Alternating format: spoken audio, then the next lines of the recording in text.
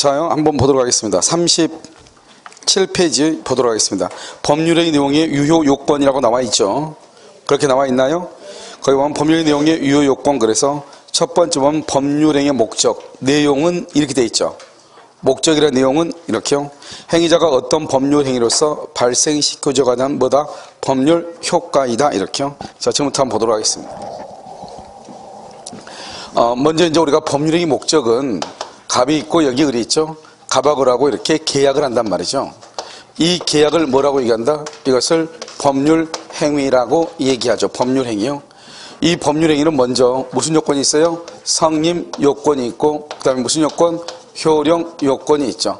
그럼 효력 요건에는요, 일반적 효력 요건이 있고 특별 효력 요건 두 가지가 있잖아요.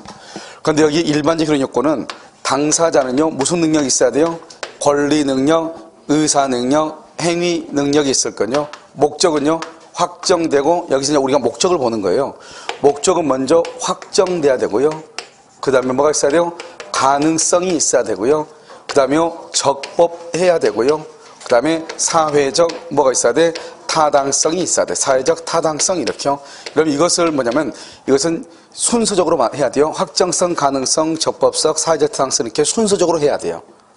그 다음에요, 지금부터 이제 우리가 이 목적부터 이제 법률행위인가요? 시작이 되는 거, 우리 강의인가요?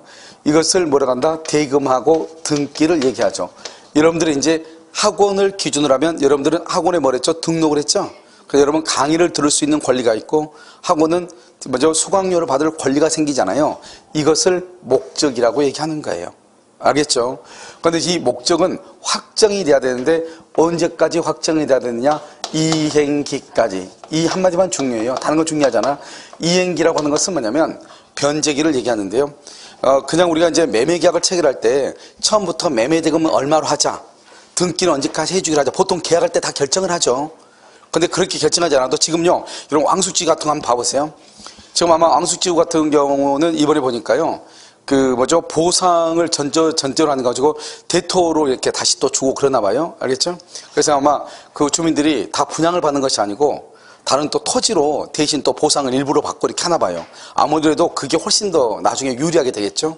토지를 가지고 있으면 아무래도 그 토지를 나중에 토지를 중심으로 해서 건물을 한다거나 또는 필요한 사람들 토지를 팔면 훨씬 더 수익이 더 높아질 수 있기 때문에요. 지금 왜냐면 앙숙지구가 너무 지금 가격이 낮게 지금 책정이 되어 있잖아요. 그래서 보상금이 낮으니까 아마 사람들이 대토를 많이 요구하나 봐요. 그러면 아무래도 국가도 훨씬 더 유리하죠. 왜냐요? 돈을 지불한 것이 좀 더 적어지니까요. 그래서 우리 보면 지금 땅값이 계속 오르고 있는데 이 땅을 팔고 싶다 이 말이죠. 근데 지금 계속 오르니까 얼마 될지 모르잖아요. 그래서 이 사람이 이제 얘기하는 거죠. 내가 지금이 1월 달이잖아요. 내가 6월 30날 당신한테 등기를 하는데, 그러면 그 6월 30날을 기준으로 해가지고 내 실제 거래 가액으로 하자, 이렇게. 그러니까 지금은 가격이 결정이 안 됐잖아요. 그런데 6월 30날 등기 서류를 받고 잔금을 받기로 하는데, 그때 그 잔금은 어느 정도로 기준으로 하냐면 6월 30날 그때 시가를 기준으로 하자, 이렇게. 그렇게 해도 우리가요, 계약은 성립을 하는 것이에요. 그러니까 좀 더 구체적으로 얘기하면, 아파트를 분양을 받으면 지금 분양을 받아도 3년 뒤에 우리가 등기를 가져올 수 있잖아요. 지금은 건물이 있어요, 없어요? 없죠? 그러면 2023년이요 1월 1일 날 등기를 할 수 있잖아요. 그러면 2023년 1월 1일까지 아파트가 준공되면 되는 거예요. 지금은 눈에 보여 안 보여? 안 보이지만, 그래서 우리가 목적이라고 하는 것은 지금 현재 확정돼야 되는 것이 아니고 두 사람 간에 약속을 하면은 그때까지 확정될 수 있는 표준이나 기준이 있으면 되는 것이에요. 알겠죠? 이것을 뭐라고 표현한다? 이행기다, 이렇게. 그 다음에 우리가 이제 그것을 가능해야 돼요. 가능한 것은 뭐냐면 사회통념이요. 여러분, 사회통념이라고 하는 것은 뭘 얘기해요? 누구나 그렇다고 생각하는 것을 사회통념이죠. 이 사회통념에 따라서 어떻게 한다? 가능하고요, 여기서 불능하고 구별을 해요. 그런데 이 불능이라고 하는 것은 여러 가지가 있어. 법률적 불능과 사실적 불능. 법률적 불능은 우리는 질권이죠. 질권, 전당포요. 질권은 동산에 대해서만 설정할 수 있죠. 그리고 우리가 시계라든가 반지라든가 목걸이 같은 것을 맡기고 돈을 빌리는 거잖아요. 그걸 전당포, 그것을 질권이라고 얘기하는 것이죠. 그런데 이 부동산 있죠. 건물, 부동산을 맡기고는 질권을 설정할 수 없단 말이죠. 그런데 우리가요, 부동산을 맡기고 질권을 설정하기로 합의했다 이 말이죠. 된다 안 된다? 안 돼. 그것을 법률적으로 안 돼요. 그러니까 법에는 동사만 된다고 되어 있거든요. 그 다음에 사실상 불능이라고 하는 것은 뭐냐면 우리가 한강에 반지가 빠지죠. 그럼 반지가 빠졌으면 어떻게 돼요? 그걸 찾을 수 있다고 생각해요? 찾을 수 없다고 생각을 해요? 찾을 수 없다고 생각을 하죠. 그것을 사실상 불능이라고 얘기하는 거예요. 그 다음에 또 뭐냐면 전부 불능과 일부 불능이 있고요. 그 다음에 또 주관적과 객관적이 있어요. 그건 주관적은 뭐고 객관적은 뭐냐? 우리는 타인 소유물에 대해서 매매 계약을 체결할 수가 있어요? 없어요? 있죠? 남의 물건에 대해서 계약 체결할 수 있죠? 그러니까 어떻게 한다? 뭐 여기 보면 갑의 물건은 내가 의리요 병한테 매매 계약을 팔았어. 그럼 어떡하죠? 나는 어떻게 등기해야 되냐? 다시 등기를 받아와서 등기를 해줘야 되잖아요. 그런데 갑이요 자기는 팔지 않겠다는 거예요. 그럼 나는 등기를 해줄 수가 있어요? 없어요? 없죠? 뭐는 있는데, 건물은 있는데 등기는 해줄 수가 없죠. 그것을 주관적 불능이라고 하는 거예요. 나는 안 된다 이 말이죠. 그런데 객관적 불능은요, 이게 내 집이란 말이죠. 내가 팔았단 말이죠. 등기를 해주기로 했는데 어제요 방화로 인해서 불타버리고 없는 거예요. 그러면 등기를 해줄래야 해줄 수가 있어요? 없어요? 없죠? 이것을 뭐라고 한다? 누구도 할 수 없죠. 나뿐만 아니라 누구도 할 수 없죠. 그것을 객관적 불능이라고 얘기하는 거예요. 아시겠죠? 그럼 여기서 우리가 불능은 다른 건 시험에 안 나와요. 뭐가 나온다? 원시적 불능하고요. 원시적, 그 다음에 뭐가 있다? 여기요 후발적 불능하고 이것만 시험에 나오는 거예요. 그래서 원시적 불능, 후발적 불능 이렇게요. 그럼 여기서 이제 원시적과 후발적은 뭐냐면 갑하고 을하고 계약을 2월 1일 날 계약을 체결했다 이 말이죠. 계약을 체결했는데 체결하기 전에 언제 1월 30날이요 건물이 멸실되고 없는 거예요. 또는요 계약 등기를요 언제 하겠냐? 3월 1일 날 등기를 하기로 했는데요. 여기서 2월 20날이요 건물이 멸실되고 없는 거예요. 두 가지가 있겠죠. 그러면 계약을 성립한 것을 기준해서 그 전에 건물이 없어지죠. 이것을 뭐라고 한다? 원시적 불능이다 이렇게. 원시적이다. 계약이 체결하고 난 다음이죠. 이것을 뭐라고 한다? 후발적이다. 그래서 후발적 불능이다 이렇게. 후발적 불능이다 이렇게. 말이 달라지죠. 그래서 원시적 후발적이요. 그러면 이 원시적일 때는 어떻게 하냐면 이때는요 신뢰 이익을 배상한다 이렇게 얘기하고요. 여기는요 이행 이익을 배상한다 이렇게 얘기를 해요. 여기는 이행이익, 여기는 신뢰이익 이렇게요. 그러면 이 차이는 뭐냐면 만약 갑하고 을하고 계약을 했어요. 2월 1일 날이요. 그래서 을이요 갑한테 1억 원에 샀어요. 그래서 이것을 병한테요 1억 1,000에 팔기로 약속을 했어요. 나중에 을한테 갑한테 등기 받으면 그러면 전매 차익이 얼마죠? 전매 차익이 얼마예요? 1,000만 원이죠. 이 1,000만 원을 뭐라 한다? 이행이익이다. 무슨 말이냐? 갑이 을한테 등기를 이행을 했으면 을이 그것을 병한테 처분해서 얻을 수 있는 이익, 그것을 이행이익이라고 하는 거예요. 그런데 지금요 갑의 잘못으로 건물이 불타버렸죠. 그러면 갑은 을한테 등기를 해줄 수가 있어요? 없어요? 없죠? 그러면 을은 1,000만 원의 수익을 얻을 수 있다? 없다? 없다. 그것을 이행이익이다 이렇게 얘기해요. 그래서 여러분요 후발적 불능은 무슨 이익이다? 이행이익이다 이렇게. 이 정도만 딱 알면 돼요. 이것은 같은 세트니까 암기를 해야 돼요. 그런데요 계약을 체결하기 전이죠. 계약을 체결하기 전에 1월 30날 건물이 이미 멸실되고 없잖아요. 그런데 갑이 그것을 숨기고 을하고 계약했단 말이죠. 그러면 을의 입장에서는 처음부터 건물이 없는 걸 알았으면 계약을 했다 안 했다? 안 했을 거 아니에요. 그 다음에 우리가 계약을 체결하면서 중도금이나 잔금 같은 것을 지급하기 위해서 은행에 대출을 더 받잖아요.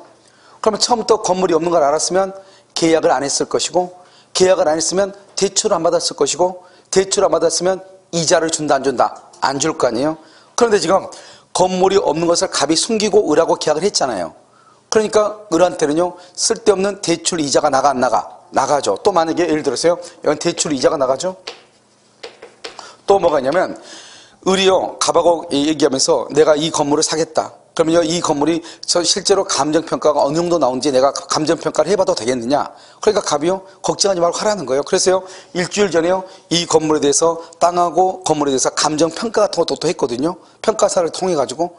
그러면 처음부터 건물이 만약에 멸실된다 그랬으면 그런 평가 비용이 들어가 안 들어가? 안 들어갈 거 아니에요. 그런 것들을 다 뭐라 한다? 신뢰이익이다 이렇게. 계약이 유효하게 성립된다고 믿고 지출한 비용, 그것을 뭐라고 한다? 그것을 신뢰다. 이렇게 얘기하는 거예요. 그래서 여러분요, 원시적 불능은 항상 무슨 얘기다? 신뢰이. 딱 암기해야 돼요. 알겠죠? 그래서 원시적은 신뢰이, 후발적은 이행이. 딱 먼저 구조니까 구조. 이건 법을 우리가 공부할 때 구조. 항상 원시적 불능은 신뢰이기고 후발적 불능은 이행이기예요. 알겠죠? 나중에 이제 채권법에 가면 예외가 하나가 나와.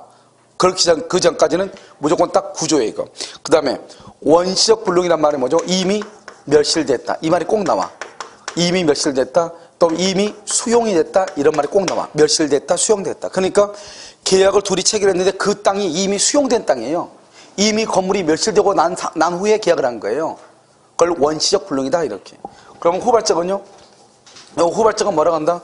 후발적은요, 체결 후, 이 말이죠. 체결 후, 체결하고 난 후에, 이 말이죠. 이렇게요. 여기서 원시적이죠? 원시적이고 뭐다? 객관적이고요. 그 다음에 여기서 뭐냐면 전부가 불능인 경우가 있고, 전부가 불능인 경우가 있고, 여기요, 일부가 불능인 경우, 이렇게 두 가지가 있잖아요. 전부 불능, 일부 불능, 이렇게요. 그럼요, 전부 불능은 뭐가 된다? 여기서는 무효가 돼. 그래서 여러분요, 우리가 뭐라 나오냐 시험에서 다음 중에서 무효인 것은 그것은 원시적 불능을 찾으라 이 말이죠. 그럼 정답이 뭐다? 이미 멸실, 이미 수용 이 말이죠. 아시겠죠? 그런데 후발적 불능은요, 후발적 불능은 유효거든요. 왜요? 후발적이란 것은 일단 계약은 뭐를 했어? 체결했잖아요. 그러니까 일단 유효인데 이러죠. 그래서 여러분 시험에 항상 우리가 다음 중에서 무효인 것은 그러면 이미 멸실, 이미 수용 이거 찾으면 돼. 원시적 불능인 것은 이미 멸실, 이미 수용 찾으면 돼. 알겠죠? 그래서 여러분요, 보면은, 문제요, 26번 한번 봐봐. 26번. 문제 26번. 오늘 나른 자료 있죠? 거기 보면 26번 봤어요? 거기 뭐라 나와있죠? 다음 법률행위 목적의 실현이 줄고, 원시적 불능, 거기를 줄고. 여러분, 원시적 불능인 것은 그 말은 후발적 불능이 아닌 것은 이 말이죠? 뭘 찾으라는 거야? 뭘 찾으라는 거야? 그러니까 원시적 불능 뭘 찾으라는 거예요? 이미 멸실, 이미 수용. 그 말만 찾으면 돼. 알겠죠? 이미 수용됐다, 이미 멸실됐다. 그만 찾으면 돼. 그런데 1번 뭐라고 나왔죠? 공용, 수용된 토지죠? 수용된 토지라고 했죠. 그럼 수용된 토지란 말은 과거란 말이죠. 이 말의 뜻이 뭐야? 이 말이 이미 수용 이 말이잖아요. 이게 이미 수용. 그럼 지금 이해되셨어요? 그러니까 1번이 원시적 불능이라고 하는 말이에요. 그럼 이 말은요, 유효이다, 무효이다, 무효이다, 무효이다. 아시겠죠? 그럼 다시 27번 한번 봐봐. 다음 매매계약 중 효력이 무효인 것은 줄고, 무효인 것은? 그걸 여러분 2번, 뭐죠? 27번. 그걸 뭘 묻는 거야? 그것은 원시적 불능은 이 말이죠. 그럼 원시적 불능은 뭐다? 이미 멸실, 이미 수용 이 말이잖아요. 이미 멸실, 이미 수용. 여러분 지금 이해됐어요? 이것을 뭐라고 한다? 원시적 불능이다. 이렇게 얘기하는 거잖아요. 됐죠 지금? 그러니까 지금요, 무효인 것은 그러면 정답 몇 번이에요? 2번이죠. 2번 이미 동그라미하고 화재로 멸실 동그라미하고 이미 멸실 이걸 얘기해. 여러분 아무렇게나 다 줄긋지 마. 나중에 뭐냐면 봐. 우리가 설명은 듣는데 항상 암기할 때는 키워드를 가지고 암기해야 돼. 그렇지 않고 쭉 읽는 방법을 하면 버릇을 하면 어떤 문제가 발생하냐. 나중에 여러분요 40문제 지문을 읽잖아요. 40문제 지문을 처음부터 끝까지 200개거든요 지문이. 그걸 전부 다 읽으면요 정말로 여러분 50분 걸려요. 알겠죠? 그건 선생이 읽어도 50분 걸려. 그러니까 항상 어떻게 해야 돼요? 키워드를 딱 봐가지고 무슨 말이 딱 나오면 무슨 말이 나온다. 설명을 들어도. 그래서 결론을 딱 암기할 때는 어떻게 해야 돼요? 그것은 딱 키워드를 암기해야 돼. 그래서 처음에는 좀 어려운데 습관을 딱 들이면 지문을 딱 읽다 보면 무슨 말이 딱 튀어나와. 항상. 알겠죠? 그러니까 이미 화재로 멸실 이 말이 중요하죠. 왜냐면 꼭 화재란 말이 안 나올 수도 있잖아요. 그러니까 그건 중요하지 않아. 무슨 말이 중요해? 이미 멸실, 이미 수용된 이게 중요해. 아시겠죠? 자 그럼 봐요. 여기서 이제 무효이고요. 여기서는 535조 계약 체결상해 무슨 책임? 과실 책임을 질 수 있어. 과실 책임. 그럼 여기 한번 봐봐요. 봐봐 여기요. 계약 봐봐. 계약을 체결하는 과정에서 잘못 있는 사람은 책임을 진다 이 말이죠. 무슨 책임을 져? 과실 책임이야. 무슨 책임을 져? 뭘 떨어 신뢰 이기지 뭐예요? 왜 원시적은 자, 지금 어디에 해당하는 거예요? 원시적에 해당하죠. 원시적에. 지금 여기 뿌리가 원시에서부터 계속 가고 있잖아요. 여기 책은 뭐다? 그래서 여러분요, 나중에 채권법에서 계약 체결상의 과실 책임에서 손해배상은 신뢰, 이익, 배상을 한다. 이렇게 얘기한단 말이죠. 뭐니까? 원시적이니까. 다시 그럼 문제를 봐. 문제 26번하고 27번의 문제는 무슨 말하고 똑같냐? 다음 중에서 원시적 불능에다 써봐. 26번에다가 뭐 원시적 불능 거기다가 계약 체결상의 과실 책임이라고 써봐. 똑같은 말이야. 원시적 불능을 찾으라 이 말은 무효인 것을 찾으라 이 말이고, 그 말은 계약 체결상의 과실 책임을 찾으라 이 말하고 똑같아. 그럼 지금 이해되셨나요? 그러니까 26번하고 27번은 문제가 세 가지 형태야. 하나는 뭐다? 원시적 불능, 하나는 뭐 무효, 하나는 뭐 계약 체결상의 과실 책임. 어느 곳으로 묻든지 정답은 다 똑같아. 정답은 26번은 1번이고 27번은 2번이라고. 알았죠? 왜? 봐봐. 원시적 불능이란 말은 여기요 무효하고 관계되고, 멸실이란 말은 전부가 멸실됐다 이 말이잖아요. 그러니까 전부 불능이니까 무효죠. 이미 수용됐다는 것은 전부가 수용됐다 이 말이잖아요. 그러니까요 전부 불능이죠. 그러니까 계약 체결상의 과실 책임이고. 알겠죠? 그래서 26하고 27은 똑같은 문제를 묻고 있는 것이에요. 이해되셨죠? 자, 그럼 다시 봐요. 자, 일부 불능은요, 일부 불능은 수량을 지정한 매매라고 얘기를 해요. 그럼 수량을 지정한 매매. 그럼 수량을 지정한 매매가 뭐예요? 수량을 지정한 매매 평당 얼마요? 100만 원. 얼마요? 100평 이렇게요. 수량을 지정한 매매. 그러면 이것은 얼마죠? 1억이죠. 이렇게 평당 얼마? 이렇게 매매하는 것을 수량을 지정했다고 얘기해. 이건 뭐죠? 아파트 분양이잖아요. 아파트 분양할 때 이렇게 하죠. 그런데 여기에서요, 일부가 부족하다는 말은 100평이라고 해서 샀는데 얼마밖에 안 된다? 70평밖에 안 된다 이 말이잖아요. 이랬을 때 이것을 뭐라 한다? 담보 책임이라고 얘기하는 거예요. 그 담보 책임은 뭐냐? 70평밖에 안 되니까 담보 책임은 뭐가 있냐? 대금 감액 청구가 있고요, 계약을 해제할 수 있고요, 손해배상을 청구할 수 있거든요. 이렇게요. 결국 무슨 말이죠? 담보 책임이라는 것은 유효라는 거예요? 일단 무효라는 거예요? 여러분 봐봐. 돈을 깎아주죠. 감액한다고 하죠? 감액한다. 계약이 무효인데 감액한다. 말이 돼야 안 돼요? 안 되잖아요. 그러니까 담보 책임은 원칙적으로 유효라고 하는 것이 전제되어 있는 거예요. 알겠죠? 그래서 여러분 이렇게 알고, 그 다음에요, 후발적은 일단 무조건 유효해요. 후발적은. 그럼 후발적이 뭐죠? 뭐뭐 체결 후예요. 체결 후 한번 볼까요? 여러분요 어디를 보시냐? 26번에요. 여러분요 2번 한번 봐봐. 26번에 2번. 지금 뭐라고 했어? 공영계약을 체결한 줄거 계약 체결했네. 일단 체결했죠. 체결하고 난 다음에 가수가 사망했어. 그러면 이 공연은 할 수가 있어 없어? 없죠. 죽었으니까. 그래서 후발적 불능이죠. 일단 체결하고 난 다음에 죽었죠. 그러니까 일단은 계약 자체는 유효하게 성립했는데 이 말이죠. 지금 아시겠죠? 자, 그 다음에 3번은요, 저당권이 설정된 토지를 매수했으나 그 다음에 줄고 저당권이 실행. 저당권이 설정된 토지를 일단 매수했죠. 매수했는데 나중에 사고 난 다음에 저당권이 실행됐다 이 말은 이퀄 경매예요. 경매가 됐다 이 말이죠. 경매 썼어요? 옆 봐봐. 경매 쓰고 옆줄 긋고 576조 담보 책임이라고 써. 나중에 나와. 576조 담보 책임을 써놔 일단. 그래서 576조 담보 책임을 진다 이 말이죠. 그러니까 일단은 뭐랬어? 저당권이 설정된 토지를 일단 뭐했어? 매수니까 원시적이다 후발적이다? 후발적. 일단은 유효이다 무효이다? 유효이다 이 말 아니에요. 알겠죠? 자, 그 다음에 4번. 가압류된 건물에 대하여, 그 집이 가압류가 걸렸어요. 근데 가압류가 걸려있는 집을 뭐로 했다고 돼 있어? 매매계약을 체결? 더 이상 볼 필요 없죠. 체결했잖아요. 그러니까 3번하고 똑같아.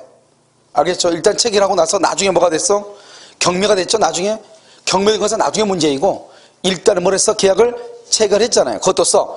576조 담보 책임 똑같아. 576조 담보 책임 이렇게. 그 다음에 5번. 임대차 계약을 한 후 체결한 후 뭐라고? 체결한 후. 그러니까 지금 2번, 3번, 4번, 5번은 다 뭐라고 나왔어? 체결 후. 그러니까 원시적이다, 후발적이다. 그러니까 또 이 문제가 똑같이 나오진 않는다고. 알겠죠? 그러니까 여러분요, 물론 여기 나와 있는 문제가 뭐 3개는 똑같고 2개는 틀릴 수 있겠죠. 그래도 똑같다고.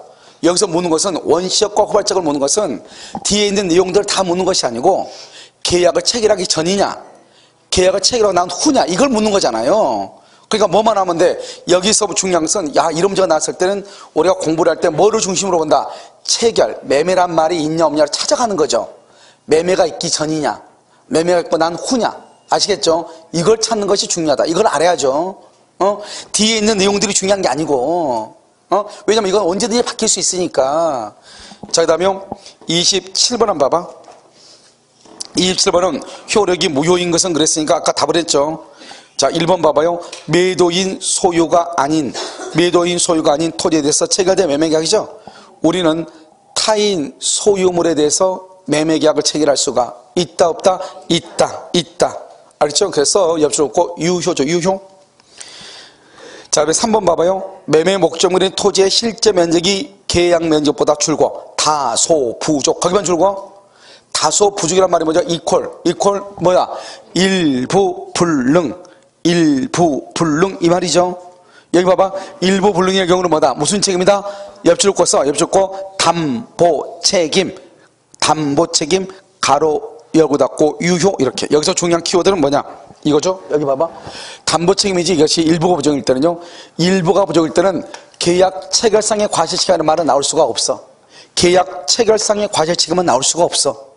왜? 계약 체결상 과실책임은 무슨 불능이 돼야 돼? 전부. 정확하게 적당히 하지 말고 전부. 알겠죠? 일부는 계약 체결상의 과실책임이 나올 수가 있어 없어? 없어. 정확하게. 자, 다음에 4번은요. 매매 목적물인 주택이 언제라고? 계약 체결 후에 더 이상 볼 필요 없죠. 그러면 뭐다? 유효 무효? 유효. 5번요. 매도인이 계약 체결 이후 더 이상 볼 필요 없죠. 알겠죠? 뭐 다시요. 뭐라 그랬다? 맨 끝에요. 다른 사람한테 또 체결 후에 다른 사람한테 뭐라 했어? 증여했죠. 증여. 맨 끝에 증여 줄고 그것을 뭐란다? 써놔. 일단 우리가 바로 배울 거예요. 이중양도라고 얘기해. 이중양도. 알겠죠? 그래서 갑이 을한테 팔고 나서 등기 안 해주고 다시 또 병한테 또 팔고 증여했다 이 말이죠. 우리나라는 그게 가능하단 말이죠. 물론 외국인들이 벌었을 때는요 황당하겠죠. 근데 아무튼 우리나라는 그게 가능하다. 이중양도가요. 그래서 아무튼 이걸 이중양도라고 하는 거예요. 이것도 아무튼 계약 체결했죠. 그러니까 제1의 계약은 유효이다 무효이다? 유효이다. 알겠죠? 이렇게. 그래서 이것을 우리가 이제 유효냐 무효냐 이렇게 따져. 다시 여기 봐. 이제 여기 이제 보시면 이렇게 하고요. 일단 후발적은요 계약 체결로 나오면 무조건 그건 유효예요. 계약 체결로 무조건 유효. 이미 그러면 뭐죠? 무효. 계약 체결상의 과실책임. 무슨 불능? 원시적 불능. 자, 그 다음에 여기는 이제 3가지가 있어요. 여기는 매도인이 있고요. 여기 매수인이 있고요. 그 다음에 쌍방이라고 하는 것이 있어요. 자, 여기서 보면 매도인을 뭐라고 한다? 채무자라고 하고요. 매수인을 채권자라고 얘기해요. 항상 우리가요 채무자냐 채권자냐 하는 것은 물건을 기준으로 해요. 물건을 기준. 그래서 물건을 기준하니까 물건이요, 매도인은 집을 판 사람이죠. 그러니까 등기를 해줘야 되겠죠. 그러니까 채무자라고 하고요. 매수인은 등기를 받아 와야 되겠죠. 그래서 뭐라고 얘기해요? 채권자라고 얘기하는 거예요. 이해되셨죠? 알겠죠? 그래서 이렇게 이 매도인이 잘못했어. 매도인이 잘못했다. 매수인이 잘못했다 이 말이죠. 그 다음 쌍방이요. 쌍방이 잘못이 없다 이 말이죠. 이렇게 3개. 매도인이 잘못했다. 매수인이 잘못했다. 쌍방이 잘못이 없다 이런 말이에요. 그럼 이것을 우리는 뭐라 한다? 이것을 채무불행이라고 그래. 채무불행. 그래서 앞으로 여러분요 이게 아주 중요해요. 채무불행. 여기 봐. 앞으로 여러분요 여기 있죠. 이 채무불행이라고 하는 말이 아주 중요해. 앞으로 수도 없이 나올 거예요. 수도 없이. 그러면 채무불행이 나오면 일단 3박자가 무조건 맞아야 돼. 3박자가. 알겠죠? 뭐가 맞아야 돼? 후발적으로. 누가? 채무자가 잘못해야 돼. 채권자가 잘못한 것을 채무불행이라고 하지 않는다고. 채무자가 잘못한 걸 채무불행이라고 그래. 그러면 채권자가 잘못하면 뭐라 한다? 나중에 그러면 우리가 나중에 배워 이것을 위험부담이라고 얘기해. 위험부담. 별것도 아닌데 알겠죠? 이것은 나중에 채권법에서 배워요. 일단 채무불행이라는 말이 너무너무 중요해. 그 다음에 쌍방이 잘못이 없다는 것은 천재지변이죠. 태풍에 의해서 이번에요 필리핀에 화산 내었죠. 화산으로 인해서 화산재가 덮쳐가지고 집이요 멸실됐다 이 말이죠. 내가 어떻게 할 수 있어 없어? 없잖아요. 이런 경우는 뭐란다? 이런 경우는 또 대상청권. 대상이라는 것이 뭐냐면 이런 것이죠. 만약에요 누군가가요 우리 집을 방화를 했어. 그러니까 집이 홀라당 탔어. 그럼 등 깨질 수 있어 없어? 없죠. 없는데 마치 내가요 거기다가 화재 보험금을 들어놨거든요.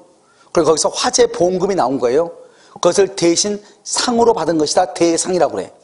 건물 대신에 받은 거잖아요. 그걸 대상이라고 그래. 그러면 그걸 나한테 돌려달라. 그걸 대상 청구권이라고 얘기하는 거예요. 됐죠? 이 대상 청구권 우리가 채권법에서 위험 부담을 할 때 자세하게 설명을 해요. 항상 시험에 나오니까. 자, 그 다음에 채무불이행 있죠? 채무불이행이 있으면 계약을 해제할 수 있고요. 그 다음에 손해배상을 청구하고요. 손해배상. 그 다음에 여기 원상회복을 청구하는 거예요. 원상회복 의무 이렇게요. 내가 지금 얘기하려고 하는 것은 다른 걸 얘기하려고 하는 것이 아니고 여기란 봐봐. 여기가 지금 어디하고 관계되죠? 어디하고? 후발적하고. 여기는 어디하고 관계되죠? 여기는 원시하고 관계되죠. 사실 원시적으로서 무효인 것은 뭐밖에 없어요? 계약, 체결상의 과실책임밖에 없죠. 그런데 후발적은 뭐가 있어요? 채무불이행이 있고 계약 해제가 있고 손해배상, 원상회복, 위험부담, 대상청권 이렇게 있죠. 알겠죠? 그래서 그러면 25번 문제 한번 봐봐. 25번 문제. 다음 가운데 법률행위의 목적이 줄곧 후발적 불능, 후발적하고 관계가 없는 거, 후발적과 관계가 딱 하나밖에 없어. 후발적과 관계가 없는 건 뭘 묻는 거야?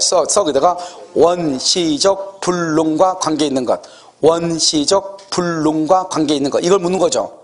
여러분 원시적 불능과 관계 있는 건 뭐밖에 없어? 계약, 체결상의 과실책임 이거밖에 없다고. 계약, 체결상의 과실책임 이거밖에 없다고. 그래서 정답 몇 번이에요? 2번이죠. 1번은 대상청권이죠.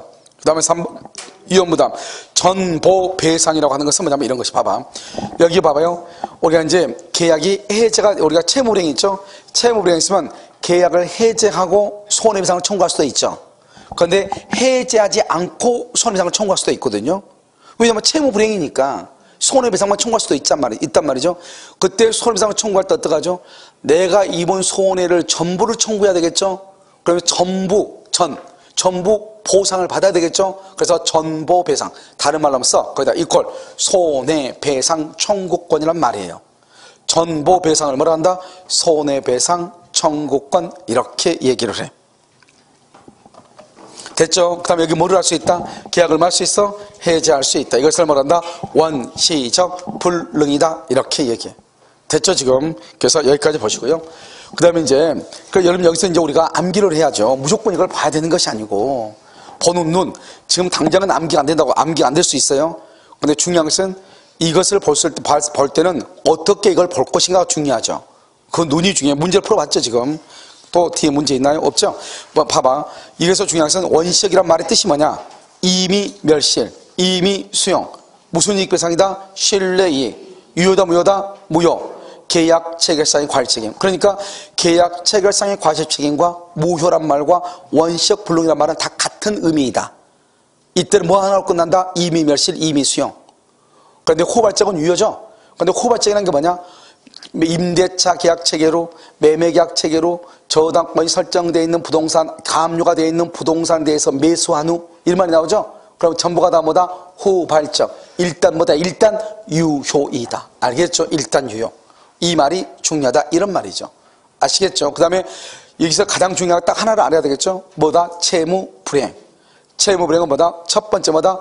원시적이다, 후발적이다? 후발적. 누가? 채무자. 뭘 해야 돼? 잘못이 있어. 한번 볼까요? 다음 중에서 계약 체결상의 과실책임에 관한 설명 중 맞는 것은 틀린 것은 계약 체결상의 과실책임에 있어서 채무불이행을 이유로 손해배상을 청구할 수 있다. OX. OX? 여러분 지금 나를 너무 존경해서 날 쳐다보지 말고 칠판을 보면 되겠죠? 여기 채무불이행은 어디하고 관계된다? 후발적이죠? 그런데 여기 계약 체결상 과실책임은 어디하고 관계돼? 원시적. 그래서 채무불이행이라는 말이 나오면 돼, 안 돼? 안 된다. 이렇게 나온다니까, 응용해서. 그 다음에요, 위험부담에 관한 설명이 많은 것 같은 것은 위험부담? 위험부담에 관한 설명이 많은 것 같은 것은 채무불이행을 이유로 손해배상을 청구할 수 있다. OX. 왜요? 위험부담은 채무자가 아니고 누가 잘못해야 돼? 채권자가 잘못하고. 쌍방이 잘못이 없죠. 그 말은 채무자가 잘못이 있다는 거예요? 없다는 거예요? 없다. 이 말이잖아요. 그러니까 채무불행은 반드시 채무자가 잘못해야 되는데, 이 위헌부담은 채권자가 잘못하든지 채무자가 잘못이 없든지, 그러니까 채무불행하고 관계가 된다 안 된다? 안 된다. 이것을 응용해서 보시면 돼. 아시겠죠? 그 다음에 이제 우리가요, 마지막으로 이제 저기 적법성한 바. 우리가 이제 적법성이라고 하는 것은 뭐냐? 적법성은요, 이렇게요. 적법성은 강행 규정하고요. 강행 규정. 그 다음에 임의 규정으로 나눠요. 임의 법규, 임의 규정. 똑같아. 봐봐. 어떤 경우는 규정을 하고 어떤 경우는 법규라고 그래. 똑같은 말이에요. 임의 법규나 임의 규정이랑 똑같아. 그 다음에 이 법을 임의로 한단 말이 무슨 말이죠? 임은 법하고 다른 합의, 다른 내용에 뭘 할 수 있다? 합의를 할 수 있다 없다? 있다. 법하고 다른 합의를 할 수 있어. 그러니까 우리가요, 이때의 법은 어떤 우리가 사회생활을 하면서 우리가 지켜야 할 최소한의 테두리를 해놓은 거죠. 그 안에서 여러분들이 마음대로 뛰어놓으면 된다. 그게 바로 뭐다? 임의규정이에요. 그러니까 임의규정은 법의 규정은 이런데 이것 말고 이것하고 전혀 다른 합의를 할 수 있어 없어? 있다. 하나의 기준이니까. 그런데요, 강행규정은요, 강행규정은 법의 규정이 있으면 강제로 행해야 돼. 강제로. 그러니까요, 여기는 강행은 다른 합의를 하면 돼야 안 돼요? 다른 합의를 하면 안 돼. 원래 이제 강행법규는 두 가지가 있어. 쌍면적과 편면적이 있는데 그것은 나중에 설명해. 지금은 중요하지 않아. 알겠죠? 강행법규고요. 이 강행법규에는 또 뭐가 있냐? 효력 규정하고요. 효력 규정하고 단속 규정이 있어요. 여기서 중요한 것은 뭐냐면요, 우리가요, 강행법규는 주로 이제 우리가 물권법에서 나오는 것이고요. 이건 주로 이제 우리가 아직 안 배웠지만 채권법에서 나오는 것인데요. 강행법규하고 임의법규는 우리 민법에서 구별하고 있어요. 민법에서. 그런데 효력 규정하고 단속 규정은 민법이 아니고 행정법규에서 나누고 있어요. 행정법에서. 알겠죠? 그런데 우리가 효력 규정이든 단속 규정이든 관계없이 법을 위반하잖아요. 법을 위반하잖아요. 그러면 처벌 받아야 돼, 안 받아야 돼? 공법하고 사법이라고 하는 것이 있다고 그랬죠? 공법하고 사법, 이렇게요. 공법인 경우, 사법인 경우. 그래서 공법은 뭐하고 공법이죠? 공법은 뭐하고? 국가하고 개인 간의 관계죠? 사법은요, 개인과 개인 간의 관계이죠. 알겠죠? 국가기관은 뭐가 있어요? 주민자치센터, 등기소, 세무서, 법원, 검찰청, 경찰청. 다 국가기관이죠. 국가기관하고 관계가 되는 것은 무슨 규정이다? 공법이라고 하죠. 그래서 여러분요, 어제 공법 배웠나요? 그래서 여러분 공법을 배울 때는 민법처럼 강의하면 큰일이라고 민법처럼 공부하면 안 돼. 민법은 실체법이에요. 그러니까 실체법이니까 이렇게 쭉 설명을 이렇게 한단 말이죠. 체계를 잡아가지고. 그런데 공법은 어떻게 하냐? 공법은 여러분 개인하고 국가 간의 문제라고요. 그러나 이러면 어떻게 하죠? 두 사람이 지금 계약을 했죠. 그럼 이 사람들이 지금 국가기관한테 허가를 요청을 해. 그럼 허가를 할 때 어떠한 순서를 밟아가지고 허가를 하는가? 그걸 배우는 게 공법이란 말이죠. 개인하고 뭐하고? 국가하고. 그래, 공법에서 뭐가 중요해요? 체계도가 아주 중요해. 체계도. 알겠죠? 이게 너무너무 중요하단 말이죠. 어떻게 해서 이 체계를 밟아갈 것인가? 그러니까요, 공법에서는 뭐가 중요해? 보면은 뭐 접수하고 뭐하고 뭐 주민 의견 청취하고 뭐하고 막 그런 말 나와 안 나와? 나오죠? 그 순서를 반드시 지켜야 돼. 그게 중요해. 그걸 절차법이란 말이죠. 국가기관 할 때 봐서 어떤 사람들 가서 바로 가는 거 있죠. 시장한테 바로 가는 사람이 있어 없어? 있죠. 그걸 우리 뭐다? 야매지. 그거 뭐예요? 그렇잖아요. 그럼 돼 안 돼? 안 되는 거죠, 그거는. 그러니까 그런 사람들이 있으니까 사회가 불신이 있고 하는 거 아니에요. 원래는 누구든지 어떻게 시작해? 베이스 기본 베이스부터 시작해야 되는 거죠. 처음부터 접수를 해가지고 그걸 또 검토하고 그것을 또 뭐 절차를 하고 뭐하고 안 되면 또 반려하면 또 이재기하고 며칠 이내 있어 없어? 있잖아요. 그러니까 그런 절차들을 다 밟고 해야 된단 말이죠. 아시겠죠? 그건 국가기관하고 관계란 말이에요. 국가기관하고. 아시겠죠? 그런데 여러분하고 나하고는 우리 1대1이고 어느 누구도 국가기관이 있어요? 없어요? 없죠? 그러니까 우리는 사법관계죠. 아시겠죠? 그러니까 여기 공법적으로는 뭐한다? 당연히 형사처벌 받죠. 그러니까 이런 것을 암기하면 안 돼. 형사처벌. 이것도 다 뭐다? 형사처벌. 이렇게. 그러면 토요일날 보니까 중의사법 할 때요. 중의사법 위반했을 때 행정처벌이 나오더라고요. 그냥 그 처벌은 누가 해요? 개인이에요? 다 어디서 국가기관이 하죠. 그래서 행정벌이라고 하는 거잖아요. 행정기관이 하는 거니까. 알겠죠? 그것은 상하관계를 얘기하는 거라고요. 이해되셨나요? 자, 그 다음에 문제는 이 사법적으로 뭐가 된다? 효력 규정을 위반하면 그것은 무효가 돼. 단속 규정을 위반하면 유효가 돼요. 법을 위반했는데도 유효가 돼. 이걸 이제 구별하는 거죠. 그러니까 여러분요, 효력 규정과 단속 규정은 어떻게 구별이 된다? 유효냐, 무효냐. 그런데 여기서 보면요, 이렇게 돼요. 우리 대법원은 강행 규정을, 효력 규정을 강행 규정이라고 그래. 대법원은. 알죠? 대법원은 뭐라고 한다? 효력 규정을 무슨 규정? 강행 규정. 그래서 앞으로 여러분요, 뭐라고 나온다? 강행 규정을 위반하면 무효다. 이런 말이 나오거든요.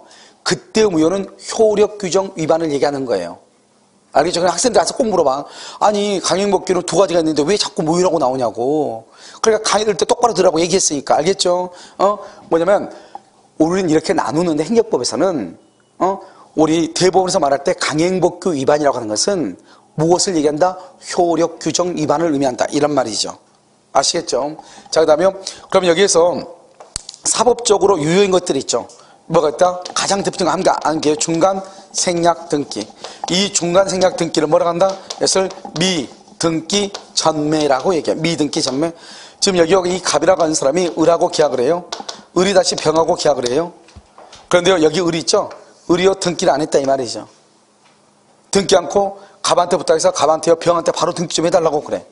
그러면 중간에 있는 사람의 등기가 뭐가 돼 있어? 생략. 그러면 이 을은요, 병한테 처벌하려면 갑한테 등기 받아서 처분해야 되잖아요. 등기하고 처분했어? 등기 않고 처분했어? 그러니까 그것은 뭐다? 미등기로 다시 팔았다? 전매라고 하는 거예요. 알겠죠? 그럼 어떻게 한다? 이 을은요, 중간생략 등기를 했죠? 그 중간생략 등기는 부동산 등기 특별조치법에 의하면 중간생략 등기를 못하도록 돼 있거든요. 그런데 중간생략 등기를 했죠? 그러면 형사처벌 받아요. 을은. 그런데요, 이 사법적으로는 유효다 이렇게 되지. 사법적으로 갑하고 을하고 병은 어느 누구도 국가기관이 있어요, 없어요? 없죠? 그러니까 이 병은 일단 등기를 가져오면은 중간 생략이 뭐고 일단 소유권을 취득하는 거예요. 그래서 소유권을 취득한다. 이런 뜻이에요. 유효인데. 그런데 중간에 있는 놈은 뭘 한다? 처벌을 받는다. 이것을 단속 규정이라고 얘기하는 거예요. 여기 또 뭐가 있다? 무허가 음식점. 그 다음에 무허가 뭐가 있어? 숙박업, 이렇게 숙박업, 알겠죠? 숙박업, 이렇게 했죠? 우리 시험에 뭐가 한번 나왔죠? 허가받지 않는 호텔에 대한 뭐죠? 숙박 계약이죠? 무허가 호텔, 무허가 건물이죠? 무허가. 그래서 그런 호텔에 대한 숙박 계약도 유효이다, 무효이다? 유효이다. 이란 말이죠. 그 다음에 또 뭐가 있냐면, 우리 이제, 국민주택 전매 금지 규정에 위반한 경우. 국민주택 전매 금지 규정이요. 그래서 이게 우리 한번 시험에 딱 한번 나왔어. 국민주택 전매 금지 규정, 이렇게요. 그 다음에 뭐냐면, 우리가 이제 부동산 중개업자, 여러분 중개업자죠? 중개업자가요, 이런 혹시 중개사법에서 직접 거래라고 배웠나요? 그래서 중개업자의 직접 거래 금지 규정. 직접 거래 금지, 무슨 말이냐? 지금요, 의뢰인이 나한테, 내가 중개업자예요. 의뢰인이 나한테요, 집을 하나 팔아달라고 자기 집을 맡겼어요, 나한테요. 그런데 내가 그 집을 사버리는 거죠. 내가 그 집을 사버려.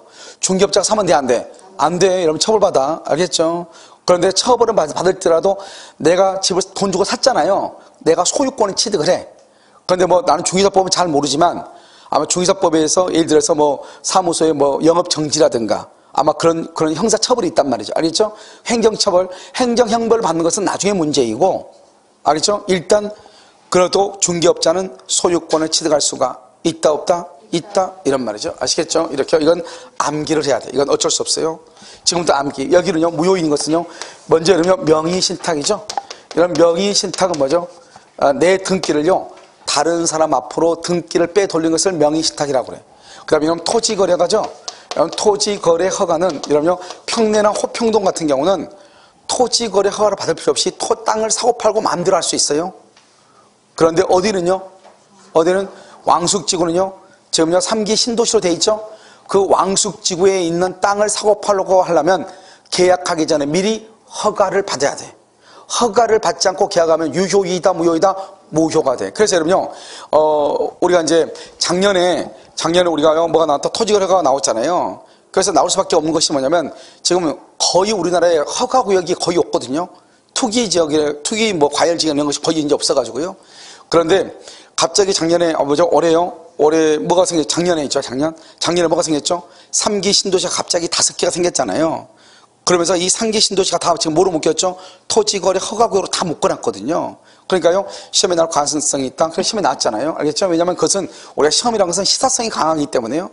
그래서 토지거래 허가, 이렇게. 자, 그 다음에 이제 무효이죠. 그럼 이제 무효인 것 또 뭐가 있냐면, 우리가 이제 여기 2가지죠. 중개수수료, 초과 중개수수료, 초과 중개수수료 약정이요. 수수료 약정. 여러분, 우리가 이제 초과해서 중개수수료를 받잖아요, 보통이요. 보통 이렇게 많이, 토지 같은 거 할 때 많이 한단 말이죠. 우리가 뭐죠, 말은 컨설팅이랑 해가지고 하는데, 이 초과 중개수수료 약정할 때 초과 부분은 무효가 돼요. 30만원인데 33만원 받아서 3만원 돌려줘야 돼요. 알겠죠? 그 다음에 현저히 고율의 이자를 약정하는 것, 현저하게 고율의 이자를 약정하는 것, 알겠죠? 이것도 뭐가 된다? 이것도 무효가 돼. 초과 부분은 돌려줘야 돼. 그럼 여러분 율락이 있죠. 율락녀가 율락행위를 하기 위해서요, 선불금을 받았거든요. 선불금. 이것도 뭐가 된다? 무효가 돼. 선불금 받은 거. 그 다음에 변호사 아닌 자가요, 변호사 아닌 사람이 자기가 소송을 하고 승소하면 돈을 나누기로 한 경우, 이것도 안 되는 거예요. 그 다음에 또 뭐가 있냐면요, 우리가 이제 보면 공익법인이라고 하는데요, 이 공익법인이 뭐가 있다? 이것을 학교법인이라고 하는 거예요. 공익법인, 학교법인이, 학교가요, 학교 재산을 처분하려면 자기 멋대로 처분을 못 해요. 뭐가 있어야 돼요? 주무관청에 뭐가 있어야 돼? 허가. 그래서 한 번은 공익법인으로 나오고 한 번은 학교법인으로 나와서 우리 시험에는 이것이 2번이나 나왔어요. 알겠죠? 2번이나. 그 다음에 여러분요, 우리가 지자체 있죠. 지방자치단체가요, 지자체가 가지고 있는 재산이 있죠. 토지라든가 건물 같은 것을 처분하고 싶어요. 알겠죠? 그래서 이것을 재산을 처분 시 지켜야 될 절차 등에 관한 규정이요. 절차 등에 관한 규정. 이것도 뭐라 한다? 이것도 효력 규정이 되는 거예요. 그러니까 이것을 절차를 지키지 않고 했다고 하는 것은 지자체 재산을 싸게 누구한테 헐값에 팔아넘겼다 이 말이잖아요. 그러면 된다 안 된다? 안 되죠. 이런 것들을 뭐라 한다? 효력 규정이라고. 이건 암기하지 어떻게 할 수 없죠. 그런데 이제 우리 시험에는 나온 적이 없는데요, 법무사 시험에 딱 한 번 나오고 모든 시험에 나온 적이 없는 것이 하나 있어. 그것이 뭐냐면 1인 매매 제한이에요. 1인 매매 제한. 그러면 1인 매매가 뭐죠? 1인 매매가 뭐냐면, 우리가 주식이죠, 주식은 내가 주식에 대해서 전혀 몰라요. 증권회사 직원인데요, 자기한테 모든 걸 맡기래. 그러니까요, 내가 주식에 관한 사고 팔고 하는 모든 것도 있죠. 내가 무슨 주식을 사든 말든, 그걸 어떻게 언제 팔든 말든 그 모든 것을요, 내가요 일괄적으로 이 사람한테 증권회사 직원한테 내가 다 맡긴단 말이에요. 그걸 일임한다고 그래. 알겠죠? 1인 매매라고 그래. 그런데 그것은 원칙적으로 안 된단 말이죠. 그런데요, 이 사람이 왜 그렇게 했겠어요? 자기 개인의 이익을 얻어보려고 하는 거 아니에요. 왜냐면 자기는 주식을 잘 모르니까. 주식을 잘 알고 있는 증권회사 직원을 통해서 소익을 올리기 위해 산 거잖아요. 알겠죠? 그러니까는 그 자체는 뭐가 된다? 그것은 유효이지만 이 말이죠. 그런데 형사처벌 받아 안 받아? 받아. 그래서 증권회사 직원은 처벌을 받는 거예요. 그것을 1인 매매 제한에 관한 것이다. 이렇게 얘기해요. 자, 그런데 여기서 이제 우리가 탈법 행위라고 하는 것이 있거든요. 탈법. 그럼 탈법. 우리 혹시 열차가 탈선했단 말 들어봤어? 안 들어봤어? 그 탈선은 뭐가 탈선이죠? 레일에서 벗어나는 거죠. 자, 그럼 봐봐요. 강행법규 있죠? 강행법규를 직접적으로 위반한 경우가 있고요, 간접적으로 위반한 경우 2가지가 있거든요. 당연히 이건 무효가 되죠. 간접적으로 위반도 당연히 무효가 되죠. 무효. 그런데 이 간접적 위반을 뭐란다? 이것을 탈법행위다 이렇게 얘기를 해. 탈법행위다 이렇게. 아, 그럼 무슨 말인가? 여러분요, 국유재산이죠. 국유재산, 국가재산이죠. 국유재산을 관리하는 공무원이요, 이 관리하는 공무원은 자기 이름으로 만약에 국유재산을 취득하잖아요. 그럼 바로 그냥 무효가 돼. 그러니까 이 사람은요, 자기 이름으로 처분을 취득할 수가 없단 말이에요. 국가재산을요. 그러니까 이 사람이요, 자기 와이프 이름이나 자기 아버지 이름으로 땅을 산다 이 말이죠. 국가재산을. 자기가 모든 정보를 알고 있으니까. 결국 누가 산 거나 마찬가지예요. 자기가 산 거나 마찬가지인데 이름만 바꿨을 뿐이죠. 그것을 말한다? 간접적으로 이 말이죠. 그것을 탈법이다 이렇게 얘기하는 거예요. 알겠죠? 거기서 뭐다? 무효가 된다. 이렇게 개설하면요. 만약에 탈법이라는 것은 우리 시험에 딱 한 번 더, 딱 한 번. 알겠죠? 딱 한 번 나왔는데 탈법이라는 것은 뭐냐면 국유재산을 관리하는 공무원이 자기 명의로 국유재산을 취득하는 것이 아니고 타인 명의로 국유재산을 취득한다 이 말이죠. 이것을 뭐라 한다? 탈법이다. 이렇게 탈법. 이해됐죠? 뭐라 한다? 탈법. 이렇게 얘기한다. 탈법. 이렇게. 것을 얘기한다. 이것을 뭐라 한다? 강행법규라고 얘기한다. 그럼 이건 시험에 어떻게 나와요? 어떻게 나오고 뭘 어떻게 나와요? 암기하죠? 간단하죠? 그래서 효력 규정이 뭔지, 강행 규정이 뭔지 암기하면 돼. 암기하는 것은 간단해요. 한 번 더 보면 돼. 알겠죠? 그래서 암기는 장사가 없어. 한 번 더 보는 사람이 임자예요. 알겠죠? 자, 문제 한번 볼까요? 문제요 28번. 자, 그러면 28번 뭐 나왔죠? 다음 중에서 효력 규정이 아닌 것은 그렇게 나와 있나요? 28번 나와 있어? 자, 효력 규정이 아닌 것은 뭘 물어? 오케이. 그 말이 아니에요. 단속 규정을 찾으시오. 단속 규정을 찾으시오. 이 말이죠. 그러면 단속 규정은 몇 번이다? 중간 생략 등기네. 알겠죠? 더 이상 그러면 읽으면 안 되죠. 이건 정확한 것은 한 번 딱 답이 너무나 정확하다. 그럼 밑을 보면 안 돼. 알겠죠? 그런데 우리는 연습이니까 본단 말이죠. 2번은요. 최고 이자율을 줄고 초과하는 부분 줄고 초과하는 부분 초과 동그라미 써. 거기다가 초과 동그라미 했어요? 반환 청구 가능해요. 초과 부분은 반환을 청구할 수가 있어요. 됐죠? 자, 그 다음에요 2번 3번은요 공익법인의 설립 운영하는 법률상 공익법인 줄거요. 그것을 학교법인이라고 얘기해요. 학교법인. 한 번은 공익법인, 한 번은 학교법인이라 나왔다 했죠? 기본재산 처분 시 주무관청의 허가. 알겠죠? 허가. 4번은요 맨 끝에요 명의 신탁 약정. 이렇게 명의상 약정. 자, 5번은요 부동산 거래 신고에 관한 법률이죠. 이게 바로 뭐예요? 여러분 그거 보면 중기소법에서 배워. 이거 알겠죠? 그래서 토지 매매에 대해서 줄고 허가를 요하는 규정 써. 거기 토지 거래 허가. 이렇게 토지 거래 허가. 이렇게 허가라고 하는 것은 정답 몇 번이다? 1번이죠. 자, 29번 봐요. 다음 중에서 법률행위 효력의 차이가 나는 것은 그랬죠. 효력의 차이가 나는 것은 참 어려운 말이죠. 효력의 차이가 나는 거. 그러니까요 다 읽어봐야 되겠죠. 자, 이건 무슨 말을 묻는 거 봐볼까요? 자본시장과 금융투자업에 관한 법률상 증권회사와 고객 사이에 줄고 포괄적 1인 매매 약정. 아까 우리 포괄적 1인 매매는 무슨 규정이다 써? 단속 규정. 그러면 유효이다 무효이다? 유효. 이 말이잖아요. 이게 유효. 자, 2번은요 명의신탁 약정. 아버지하고 아들. 그러니까 괜찮은데 큰일 나. 아버지가 아들 필요 없어. 명의신탁은 써. 효력 규정 무효. 효력 규정으로서 옆줄 긋고 무효죠. 자, 3번 아까 했었죠. 당사자의 경제력의 차이로 인하여 이율이 사회통념상 허용된 한도를 줄고 초과하여 현저하게 고율. 초과하여 현저하게 고율. 이것도 효력 규정이죠. 아까 28번에서 초과 부분의 반환을 말 수 있다. 청구할 수 있다. 자, 4번요. 영리를 목적으로 윤락행위를 하도록 알선한 자와 영업상 관계 있는 줄고 윤락행위를 하는 자 사이에 선불금 약정. 윤락행위 선불금. 이것도 뭐다? 효력 규정 무효. 효력 규정 무효. 이렇게. 자요. 의료기기 제조회사 줄고 의료기기 제조사 이퀄 의사 X라고 써. 의사 X. 의료기기 제조사는 의사다 아니다? 아니죠. 이퀄 병원 설립 X. 여러분요 병원은 의사만 설립할 수 있어요. 알겠죠? 그러니까 의료기기 회사는 의사하고 동업해서 병원을 설립할 수 있다 없다? 없단 말이에요. 그러니까 여러분 보면 여러분 요즘 최근에 정부가 한 번에 얘기했는데 사무장 병원 없애겠다고. 사무장 병원 이런 말 쓰죠? 이런 그게 다 뭐예요? 의사가 아닌 사람들이 지금 병원장으로 실들려 있고 나머지는 다 병원이 페이닥터리 해가지고 있는 거잖아요. 응?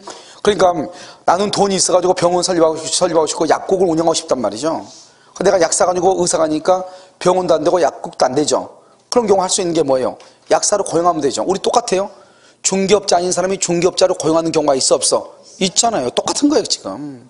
그러니까 이런 보면은 법인 같은 보면 남자들 비뇨기과 보면은 맨 되죠. 맨. 이게 다 법인이거든요. 그러니까 어떻게 돼요? 법인은 어떻게 할 수 있죠? 브랜치를 둘 수 있잖아요. 지점을요. 그러니까 어떻게 하냐면 맨 위에서 법인을 딱 설립을 하고 난 다음에 돈 있는 사람이요. 병원을 살려고 싶어? 그러면 이 법인에서요. 의사를 보내주는 거죠. 알겠죠? 그러니까 페이닥터가 돼 있는 것이죠. 내가 항상 하는 얘기 있잖아요.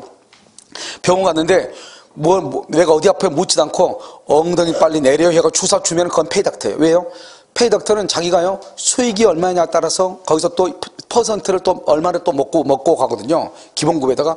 그러니까 자기 병원이면 어떻게 하죠? 설명이나 해주고 주사기 찌르잖아요. 페이닥터들은요 필요 없어. 무조건 찔러. 왜요? 일단 약물 들어가면 돈 나오니까요. 알겠죠? 그래서 아무 말 없이 엉덩이에다 주사를 놓는다? 그럼 여기는 페이닥터구나 이렇게 생각하면 돼요. 무슨 말이겠죠? 그러니까 맨뿐만 아니라 그 한의원인데 무슨 또 뭐 있죠? 또 뭐죠? 어린이들 함수한가 뭐 있죠? 이런 것들 다 마찬가지일 거예요. 알겠죠? 그래서 그렇게 되어 있다. 그래서 우리는요, 병원을 설립하려면 의사가 아닌 사람은 병원 설립을 못 해요. 그런데 이제 그것을 이제 교묘하게 피해가기 위해서 하는 것들 바로 뭐다? 법인을 설립해가지고 이렇게 하는 것이죠. 몇 가지 보면은 법인에서 보면 우리 그 뭐죠? 그 현수막 광고 같은 거 한번 보란 말이죠. 맨 있고 또 뭐 있는데 성형외과인가 뭔가 수인가? 뭐 이게 있을 거예요. 알겠죠? 함수화 뭐 이런 것들 있죠? 다 법인이란 말이죠. 아시겠죠? 그것을 얘기하는 것이다. 이렇게. 이것을 목적의 적법성이다. 이렇게.